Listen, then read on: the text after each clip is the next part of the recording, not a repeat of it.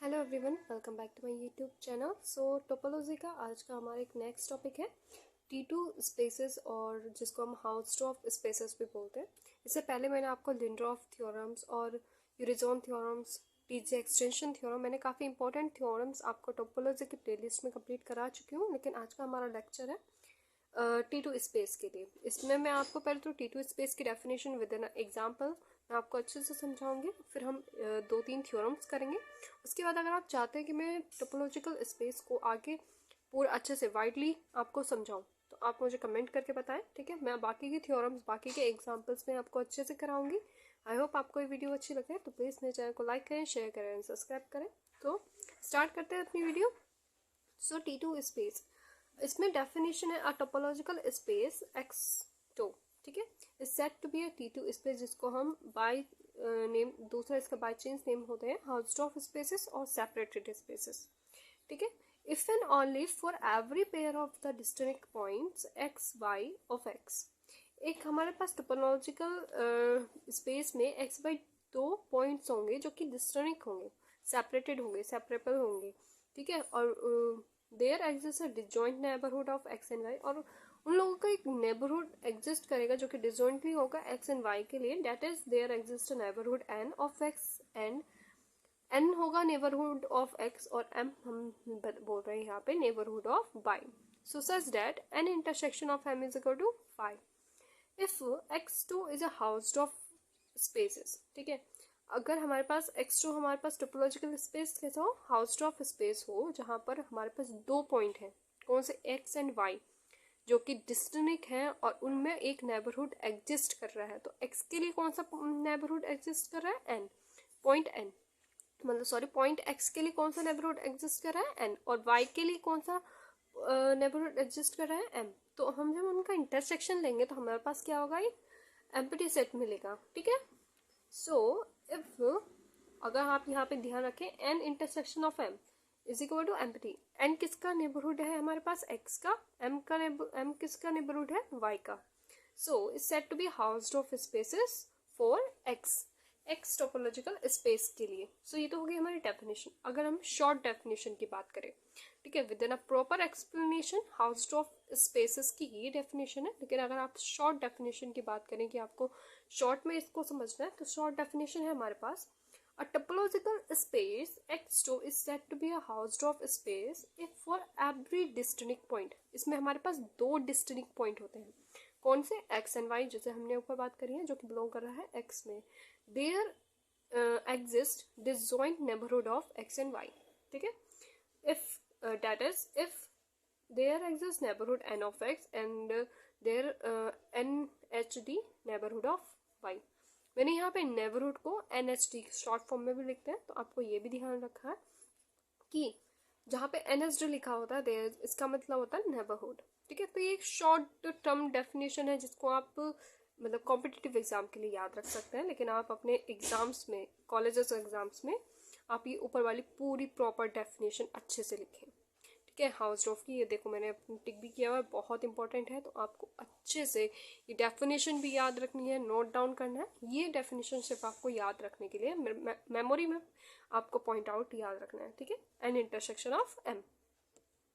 यहाँ पे हम इसके कुछ काउंटर एग्जाम्पल्स देख लेते हैं हाउसडॉर्फ स्पेसेस का। तो हमारे पास फर्स्ट लेट कर लिया, एक हमारे पास सेट है 1 2 3, एंड टोपोलॉजिकल स्पेसेस में है हमारे पास सिंगुलर सेट 1 2 3 एंड 1 2 2 3 1 3 और x, ठीक है। We are topology on x, then tau is a T2 spaces. Now since solution है ईच सिंगलटन सेट, जब हमारे पास ये कैसे, each singleton set in a topological open so that distinct point have distinct neighborhood।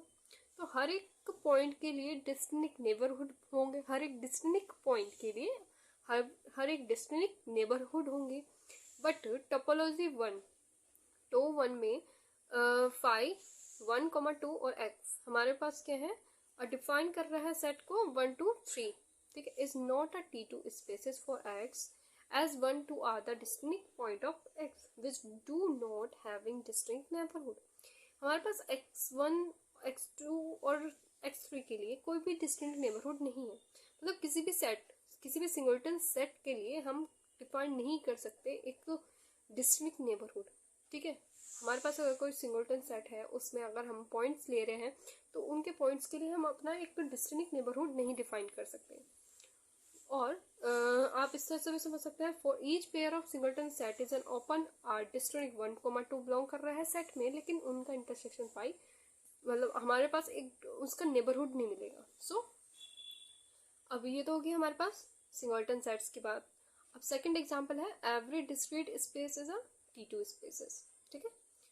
Third है no indiscrete space consist of at least 2 points is Hausdorff. So ये आप point याद रखें, डेफिनेशन विद एन एग्जाम्पल आप एग्जाम में लिख के आ सकते हैं। नाउ बढ़ते हैं अपनी थ्योरम की तरफ। थ्योरम है हमारे पास, show that every metric space is T2 or show that if x, y are the distinct point of metric spaces X, then there exists a distinct pair of open space centered respectively X and Y. So definition किसी भी form में आप theorem आपसे किसी भी form में पूछी जा सकती है। एक तो T2 स्पेसेस के बारे में कि show that every metric space is T2 space, मतलब T2 हाउस जेफ स्पेसेस, आपको इस तरह से पूछा जा सकता है, ये पूरा डिफाइन भी कर सकते हैं। सो आपको ये ध्यान रखना है। अब हम इसका प्रूफ देखते हैं।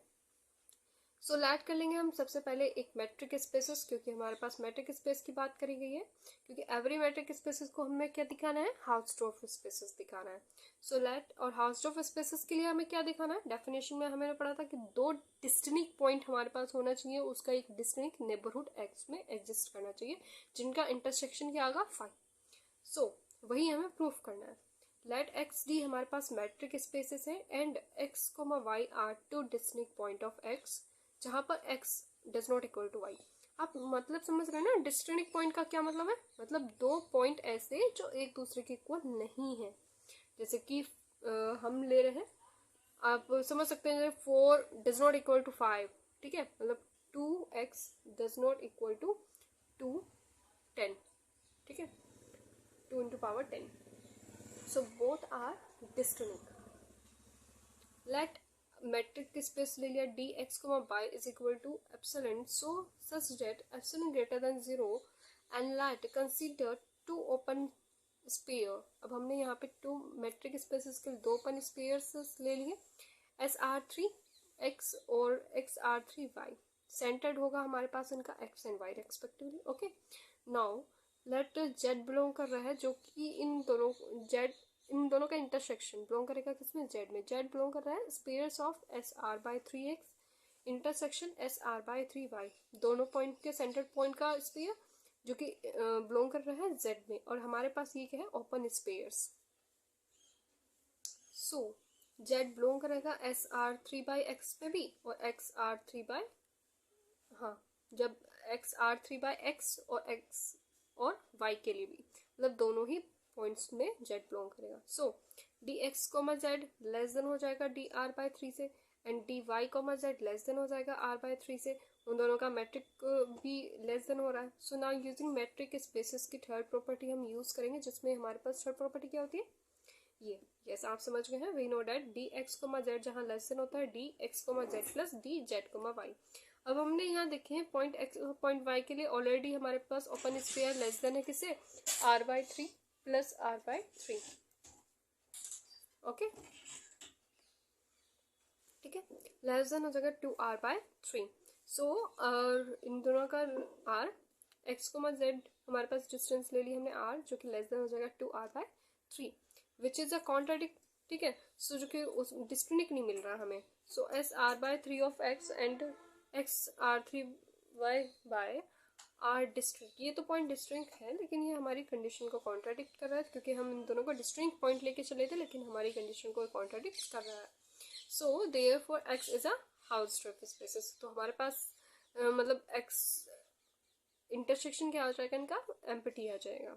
सो ये तो हमारी थ्योरम यहाँ पे कंप्लीट होती है। अगर आपको ये वीडियो अच्छी लगे तो प्लीज़ मुझे कमेंट करके बताएं। नेक्स्ट में आगे और भी इंपॉर्टेंट थ्योरम्स हैं, ये सभी आपको थ्योरम्स आगे प्लेलिस्ट में कंप्लीट कराऊंगी।